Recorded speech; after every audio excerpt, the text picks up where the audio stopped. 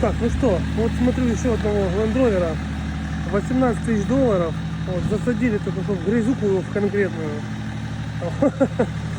Мужчина мне разрешил заехать в грязь. Я говорю, ну если говорю, тебе не впадло будет мыть, то я поеду. Он говорит, давай, поедь, попробуй. Короче, 3-литровый дизель от BMW стоит. Дурит просто, ну, просто он выпрыгивает на асфальте. После 2500, ближе к 2,5 начинает просто разрываться. Вот, но это очень большой верх рынка, и машина, конечно, ну, как бы на бездорожье будет себя офигенно чувствовать.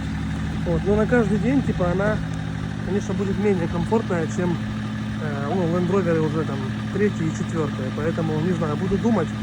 18 тысяч баксов это, конечно, очень дорого. Вот.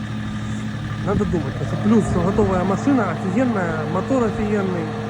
Вот. Но минус то, что на каждый день ее будет